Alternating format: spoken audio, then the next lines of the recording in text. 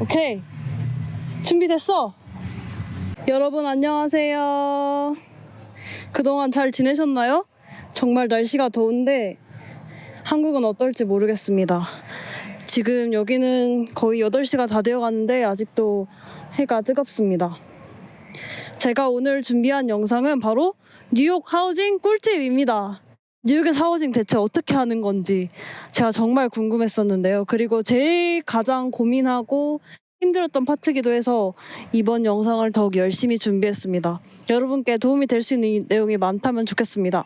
그럼 시작해 보겠습니다. 먼저 영상을 시작하기에 앞서서 여러분이 너무 고생하고 계시다는 걸 이해한다는 말씀을 먼저 전해드리고 싶습니다. 정말 하우징이라는 게 한 번도 안 살아본 나라에 집을 구한다는 자체가 정말 쉽지 않죠. 너무 어렵고 이거를 해내기 전과 후에 저는 정말 다른 것 같아요. 그만큼 여러분도 뉴욕에서 집을 구하는 과정에서 정말 얻어가고 성장하는 부분이 많을 거라고 확신을 하기 때문에 이 과정 조금 길지만 그래도 힘내시기를 응원하겠습니다. 제가 이제 하우징 할 때를 떠올려 보면 저는 10월 중순쯤부터 시작을 했던 것 같고 11월 중순까지 한 달 정도 하우징을 열심히 했던 것 같아요. 그때 진짜 매일매일 사이트에 들어가고 너무 힘들어서 가족 친구들한테 하소연하고 어떻게 가냐, 나 집이 없는데 살 데가 없는데 어떻게 가냐 이렇게 고민을 했던 기억도 납니다. 오늘 영상의 진행 순서는 하우징에 대한 기초 정보 그리고 뉴욕 지역의 이해, 그 다음에는 이제 치안 확인하는 법, 그 다음에는 하우징 정보를 어디서 얻는가, 하우징 종류에는 무엇이 있는가, 제가 살았던 집 2가지를 설명해드리면서 마치도록 하겠습니다. 하우징의 종류에는 일단 크게 2가지의 방식이 있는 것 같습니다. 첫 번째는 룸메 먼저 구하기, 두 번째는 살 집부터 구하기인데요. 각각 장단점을 한번 알아보자면 룸메를 먼저 구할 때의 장점은 어떻게 되더라도 함께 살 사람이 있다. 이것만으로 되게 위안이 된달까요? 내가 어떤 집에 살게 되든 아무튼 그 여정을 함께 할 동지들이 있다는 게 참 큰 힘이 되어줄 것 같습니다.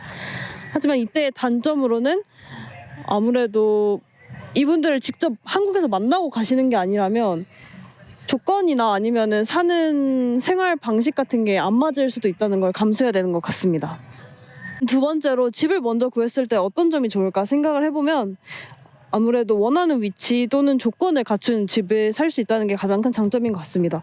하지만 단점으로는 아무래도 룸메이트를 구해야 하는 상황이라면 룸메이트를 하루빨리 구해야 된다는 그런 조바심이 들 수도 있을 것 같습니다. 두 번째 파트인 뉴욕 지역의 이해입니다. 뉴욕도 크게 3가지 구역으로 나눠져 있다고 생각하시면 되는데요. 바로 맨해튼, 브루클린, 퀸즈, 그리고 뉴저지입니다. 사실 뉴저지는 뉴욕주에 속하는 곳은 아니지만 뉴욕시티에 사시는 분들이 많이 고려하는 지역이기 때문에 또한 저도 고려를 했었기 때문에 이렇게 가져왔습니다. 우선 시세를 살펴보면 맨하튼, 퀸즈, 브루클린이랑 아마 비슷하거나 브루클린 좀 더 적고 그 다음에 뉴저지 순인 것 같습니다. 아무래도 편의시설이 많다는 점에서 맨해튼이 가격이 높게 책정이 되는 것 같고 그 다음으로는 이제 주거 지역이 많이 밀집된 퀸즈와 브루클린 그리고 뉴저지 순이라고 볼 수 있겠습니다.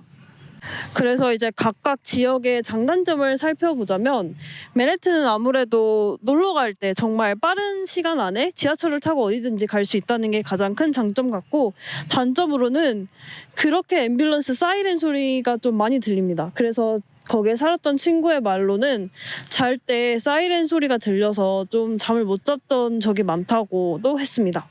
그 다음으로 이제 퀸즈의 경우에는 아무래도 거주 시설이 많다 보니까 마트나 세탁방 같은 편의 시설이 많다는 게 장점 같습니다.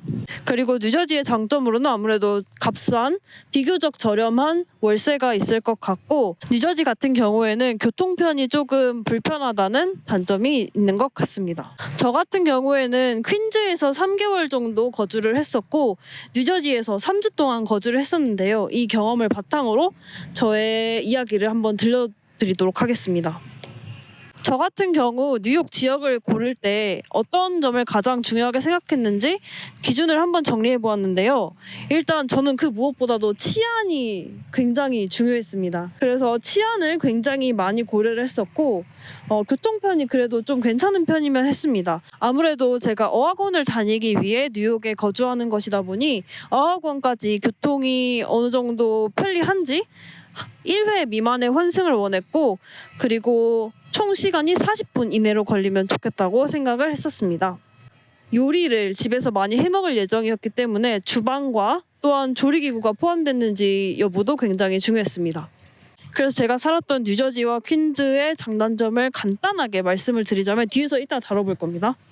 뉴저지의 경우에는 장점은 아무래도 저렴한 월세였고, 단점으로는 교통이 저는 좀 불편했습니다. 맨해튼에 가려면 버스를 기다려서 타고 지하철을 한번 갈아타야 됐는데 버스의 배차 간격이 생각보다 되게 길었어요. 그래서 좀 이동이 어려웠던 기억이 납니다. 제가 살았던 동네 기준으로 그렇습니다.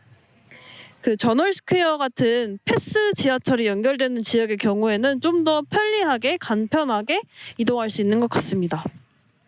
이제 제가 3개월 동안 살았던 퀸즈의 경우 아스토리아라는 지역에 거주를 했었는데요. 개인적으로 저는 굉장히 강추드립니다. 거주지 위주다 보니까 굉장히 평화롭고 좀 뭐랄까 안전한 그런 느낌이 들었던 곳이었습니다. 세탁방이나 큰 마트 같은 편의시설도 있었고 교통편도 저는 좋은 편이었다고 생각합니다. 그때 제가 NWR 이 노란색 지하철을 타고 이제 어학원을 다녔던 기억이 납니다. 네, 이렇게 간단하게 뉴욕 지역을 안내를 해드렸는데요. 그러면 이제 제가 가장 중요하게 여겼던 치안을 어떻게 미리 가보지 않고 검토해 볼 수 있을지 말씀드려 보겠습니다. 제가 가장 심혈을 기울였던 파트인데요. 아무래도 저는 제 안전, 처음 가는 곳에서 안전이 굉장히 걱정이 됐기 때문에 치안에 굉장히 많은 시간을 투자했었습니다. 일단 미국의 치안을 어떻게 확인할까 가보지 않고 제가 했던 방법은 바로 구글링입니다. 여러분 구글링을 하세요. 범죄율 또는 범죄 종류 같은 거를 검색해 볼 수 있는 여러 가지 사이트가 있는데요. 제가 봤던 사이트들을 여기 이렇게 정리를 해드리겠습니다. 시티즌, 니시, 네이버후드 스카우트, 크라임 그레이드, 스팟크라임, 이 정도가 제가 찾아봤던 사이트였던 것 같습니다. 저는 이 중에서도 네이버후드 스카우트를 굉장히 자주 이용을 했고, 그리고 스팟크라임 같은 경우에도 범죄가 이제 종류별로 지도 형식으로 나오는 거였기 때문에 이 경우에도 굉장히 많이 이용했던, 그리고 추천드리고 싶은 사이트입니다. 구글링 하는 법은 이제 찾아보시고자 하는 지역명 플러스 크라임 맵 또는 크라임 레이트를 검색하면 나오시는데요. 예를 들어서 브루클린의 덤보다 하면은 덤보 크라임 맵 또는 덤보 크라임 레이트 이런 식으로 구글링을 하시면 이제 관련된 사이트들이 나올 거고 거기서 이제 찾아보실 수 있습니다. 저 같은 경우에는 네이버후드 스카우트를 통해서 이제 범죄율을 대략적으로 파악을 했는데요. 이제 이 사이트 같은 경우에 범죄율이 높은 곳은 좀 더 진한 색깔로 표시가 돼 있었어요. 그래서 저는 가장 진한 색의 지역은 배제를 하고 좀 연한 색, 범죄율이 낮은 그런 거주지들 위주로 찾아보려고 노력을 했습니다. 또 하나 추천드리고 싶은 방법은 스트리트 뷰를 꼭 한번 확인해 보시길 바라겠습니다. 정확한 주소를 모르더라도 그 이제 주변에 있는 어떤 편의 시설이나 아니면은 도로 그리고 도보, 인도의 분위기를 파악해 보실 수 있기 때문에 저는 굉장히 추천드리고 있습니다. 많은 정보를 찾아보면서 어디서 들었는데 스타벅스 근처가 치안이 괜찮다는 그런 꿀팁이 있더라고요. 제가 살았던 동네 같은 경우에도 생각해보니까 지하철역 근처에 스타벅스가 있었는데 이런 것도 어떻게 팁이라면 팁이 될 수 있을 것 같습니다. 제가 이때 굉장히 불안해서 뉴스에 최근 그 지역 근처에서 어떤 강력 범죄나 나쁜 일이 일어나진 않았는지 뉴스까지 찾아봤던 기억이 납니다. 이제 관심이 가는 매물이 나올 때마다 이렇게 구글링을 통해서 그곳의 범죄율과 또 일어났던 범죄의 종류를 파악함으로써 좀 치안에 대한 정보를 얻고 비교적 안전한 곳을 찾으려고 노력했던 것 같습니다. 그 다음 파트 시작해 보도록 하겠습니다. 생각보다 해가 너무 빨리 져가지고 이거 좀 걱정이 되는데요. 그동안 잘 마칠 수 있겠죠? 그 사이에? 처음 가는 지역과 도시, 나라의 정보를 어떻게 찾았는지 많이 궁금하실 것 같은데요. 저 같은 경우에는 총 3가지 정도의 경로로 정보를 찾았던 것 같습니다. 첫 번째로는 스폰서 공식 자료입니다. 이제 스폰서 오리엔테이션에 참여를 하시면 거기서 저희가 도움을 받을 수 있는 그런 사이트 관련 정보들 또는 조심해야 될 요소 같은 걸 알려주시는데요. 이 경우에 굉장히 유용한 정보들이 많이 있기 때문에 이걸 많이 참고하시는 걸 추천드립니다. 제가 제일 많이 정보를 얻었던 부분은 아무래도 이전에 웨스트 프로그램을 겪으셨던 웨스티 분들의 후기를 굉장히 많이 찾아봤던 것 같습니다. 그래서 블로그나 유튜브 중에 이제 제가 관심 있는 지역에 대해 얘기를 하는 분이 계시면 제가 댓글을 남겨서 직접 정보를 여쭤보곤 했던 것 같습니다. 여러분도 궁금한 점 있으시면 꼭 댓글로 남겨주시면 제가 열심히 이렇게 답변을 해보도록 하겠습니다. 저도 얻은 도움이 많이 있기 때문에 여러분께 도움을 드리고 싶습니다. 또한 저는 웨스티뿐만 아니라 미국으로 유학 또는 어학 연수를 가신 분들의 후기도 많이 참고를 했는데요. 뉴욕에서 하우징하기, 집 구하기 이런 식으로 검색을 많이 했던 것 같습니다. 발품을 많이 파는 게 좋은 집을 만날 확률을 조금은 올려주는 것 같습니다. 제가 이전 영상에서 말씀드렸던 것처럼 웨스트 프로그램에 합격하시면 사전 교육에 가게 되실 텐데요. 거기서 이제 여러분이 가게 되실 어학원에서 미리 어학연수를 했던 웨스티 선배들의 이야기를 들을 수 있는 기회가 있을 텐데 정보를 굉장히 많이 얻었던 것 같습니다. 지금도 너무 감사합니다, 멘토님. 마지막으로 아무래도 하우징을 중개하는 사이트에서 정보를 많이 얻었는데요. 대표적으로 에어비앤비 그리고 헤이코리안에서 정보를 많이 얻었습니다. 헤이코리안은 뉴욕 한인 사이트인데요. 여기에 서블렛 정보도 많이 올라오고 장기 렌트 같은 경우에도 종종 글이 올라오기 때문에 여기서 정보를 많이 얻었던 것 같습니다. 에어비앤비 같은 경우에는 이제 평균 시세를 파악하는 데 좀 도움이 많이 됐던 것 같습니다. 이제 지역별로 여기는 이 정도의 월세를 받는구나, 여기는 이 정도의 돈을 내야 되는구나 하고 파악을 했던 것 같습니다. 그 다음은 하우징 종류입니다. 하우징 종류는 크게 3가지 정도가 있을 것 같아요. 렌트, 서블렛, 홈스테이 이렇게 있습니다. 렌트 같은 경우에는 이제 직접 집 주인과 계약을 해서 그 공간을 빌리는 것이라고 볼 수 있겠고, 서블렛 같은 경우에는 이미 집주인과 계약을 한 세입자가 있는데 그 세입자가 개인적인 사유로 인해서 단기간 또는 장기간 동안 집을 빌려주는 형태를 말합니다. 홈스테이 같은 경우에는 미국 가정이 있고 그곳에 사는 가족과 함께 지내는 것을 의미합니다. 그러면 각각 장단점 그리고 어떤 분께 추천하시는지 한번 말씀드려 보겠습니다. 렌트의 경우 종류가 굉장히 많을 텐데요. 방 하나를 빌릴 수도 있고 또는 집 전체를 빌릴 수도 있고 호스트나 룸메이트랑 같이 지낼 수도 있고 굉장히 형태가 무궁무진한 것 같습니다. 이 경우에 어떤 장점이 있는지 알아보자면 경우에 따라서 한 층 또는 건물 하나를 통째로 단독으로 사용할 수 있다는 점입니다. 눈치 보지 않고 집을 사용할 수 있고 오갈 수 있다는 게 장점인 것 같습니다. 또한 룸메이트랑 같이 살게 될 경우에는 의지할 사람이 생긴다는 것도 큰 장점이라고 생각합니다. 단점 같은 경우에는 경우에 따라서 일정 수준의 보증금이 요구될 수 있다는 점 같습니다. 하지만 많이들 알려주시겠지만 미리 보증금을 내는 것은 정말 지양하셔야 됩니다. 왜냐하면 사기 위험이 있기 때문에 매물을 직접 보지 않고 돈을 송금하는 것은 굉장히 리스크가 있고 위험한 일이라고 생각하기 때문에 여러분께 절대 추천하지 않습니다.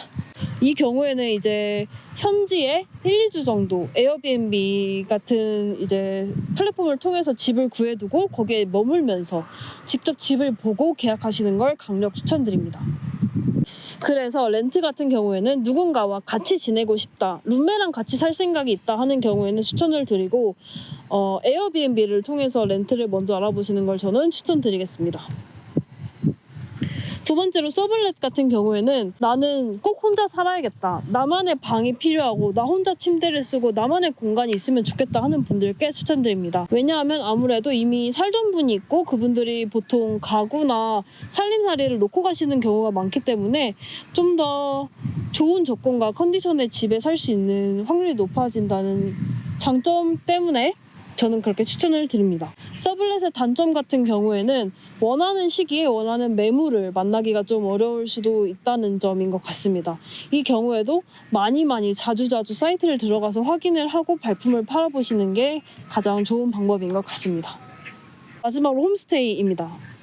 홈스테이 같은 경우에는 저는 뉴욕의 경우에 많이 매물을 보지는 못했던 것 같습니다. 하지만 아무래도 미국 현지 가정의 분위기를 좀 느끼고 싶다 하시는 분은 홈스테이를 추천드리고 싶습니다. 또 다른 장점으로는 미국 내에 도움을 요청할 수 있는 사람이 있다는 것도 큰 장점이라고 생각합니다. 하지만 단점으로는 저 같은 경우에는 뉴욕에서는 홈스테이 매물을 찾기가 좀 어려웠다가 단점인 것 같습니다. 이렇게 하우징 종류를 알아보았고 다시 한번 강조드리지만 여러분이 그 집을 가보지 않은 상태에서 보증금을 내거나 아니면은 계약금을 한 달치 월세를 미리 내거나 이런 먼저 돈을 송금하는 행위는 굉장히 사기 위험이 있고 또 리스크가 있을 수 있기 때문에 지양하시기를 저는 권장드리겠습니다. 그 다음은 제가 살았던 집을 소개해드리려고 합니다. 저는 뉴욕에서 총 2가지 지역에 이제 살았었는데요. 첫 번째로는 퀸즈, 아스토리아, 두 번째로는 뉴저지, 더 하이츠 근처였습니다. 하나씩 소개해드리도록 하겠습니다. 먼저 첫 번째 퀸즈 아스토리아 같은 경우에는 출국 전에 제가 직접 에어비앤비 집을 계약하고 룸메이트를 구했던 방식으로 진행을 했는데요. 에어비앤비를 통해서 계약을 했었고 굉장히 좋은 평점을 가진 슈퍼호스트 상위 5%인가 10% 안에 드는 집이었던 걸로 기억합니다. 저는 이제 룸메이트 포함 저까지 해서 4명이서 살았고 침대를 쉐어했습니다. 이때는 2층을 단독으로 사용했고 침실이 2개 그리고 화장실이 하나 이렇게 있었습니다. 좋았던 점은 편의시설이 굉장히 가까웠다는 점인데요. 세탁방이 5분 이내, 마트 10분 이내였고 지하철역이 도보 15분, 어학원까지 40분 이내로 이동할 수 있는 거리였습니다. 또한 제가 중요하게 여겼던 요리를 할 수 있는 환경, 주방, 조리기구가 모두 있었고 예상외로 마음에 들었던 점은 큰 TV가 있었는데 넷플릭스를 보거나 아니면 영상을 볼 때 되게 좋았던 기억이 납니다. 저는 퀸즈 아스토리아에서 3개월을 살았는데 지금도 가끔 생각날 만큼 진짜 살기 좋은 지역이라고 생각을 하고 분위기도 굉장히 편안했고 필요한 시설들도 많이 있었기 때문에 뉴욕에 어디 살지 고민이 많이 된다 하시는 분들은 아스토리아를 고려해보시면 좋을 것 같습니다. 뉴저지 같은 경우에는 제가 어학원을 다닐 때 졸업할 즈음에 구했던 집이고 제가 직접 구한 건 아니고 지인 소개로 친구가 먼저 이 집을 알게 됐는데 감사하게도 저한테 같이 살자고 해줘서 들어갔던 집이었습니다. 인턴십 배치를 기다리면서 살려고 구했던 집이기 때문에 3주 동안만 임시로 거주를 했었고요. 저 포함 총 3명이서 거주를 했습니다. 이때는 2인용 침대 하나랑 1인용 침대 하나 이렇게 총 침대가 2개가 있었고 3층에서 살았습니다. 이 경우에는 방이 3개 있고 이제 화장실이 하나 있는 구조였는데 방은 이제 저와 제 룸메들끼리만 사용을 하고 주방이나 화장실 같은 경우에는 공용으로 함께 사용을 했었습니다. 근데 다들 생활 패턴이 달라서 그런지 단기 지내면서 이 정도는 괜찮은데 싶었습니다. 근데 장기간 동안 지낸다고 생각했을 때는 좀 더 고민을 했을 것 같긴 합니다. 이 경우에는 이제 건물 내에 코인 세탁기가 있었기 때문에 이게 굉장히 큰 장점이었다고 생각합니다. 왜냐하면 빨래짐이 은근 무거운데 그걸 들고 다른 곳까지 가지 않아도 된다는 게 되게 편리했던 곳이었습니다. 아쉬운 점은 가까운 마트가 없었다는 게 굉장히 아쉬웠고 맨해튼까지는 30-40분 정도 이제 소요가 됐는데 버스에서 지하철을 갈아타야 되다 보니 저는 조금 아쉬웠던 것 같습니다. 그래서 뉴저지 같은 경우에는 3주 동안 단기로 지냈습니다. 네, 이렇게 총 2가지 제가 살았던 숙소를 알려드렸는데요. 여러분께 도움이 많이 되셨을까요? 지금까지 제가 준비했던 내용을 다 전부 소개를 해드렸는데요. 과연 도움이 많이 되셨을지 궁금하기도 하고 도움이 많이 되셨으면 좋겠다는 생각이 듭니다. 마지막으로 꿀팁 3가지를 말씀드리면서 마무리해보려고 합니다. 첫 번째, 내 기준이 뭔지 정리하자. 어학연수 기간을 내가 어떻게 활용하고 싶은지 어떤 활동들을 하고 싶은지 생각을 해보시고 거기에 맞는 집을 구해보시면 좋을 것 같습니다. 그리고 집을 구할 때 생각해볼 만한 예산, 치안, 위치, 교통, 편의시설, 룸메 여부 이런 많은 기준들을 본인의 기준을 세우시고 거기에 맞는 집을 탐색한다면 좀 더 시간도 절약되고 만족도 높은 집을 구하실 수 있을 것 같습니다. 두 번째, 하우징은 장기전. 그렇기 때문에 마음을 비우고 꾸준히 발품을 팔자는 마인드를 가지시면 도움이 될 것 같습니다. 아무래도 좋은 집이 빨리 나오지 않을 경우에는 조바심이 생길 수도 있을 것 같아요. 저 같은 경우에는 그랬기 때문에 많은 집을 봐야, 발품을 많이 팔아야 그만큼 내 마음에 드는 집을 찾을 확률도 올라가기 때문에 한 달 정도의 시간을 예상하시고, 이동안은 내가 찬찬히 좀 살펴보고 정보도 얻고 많이 공부하고 찾아보는 시간을 가져야겠다, 이렇게 마음을 가지시면 좀 도움이 될 것 같습니다.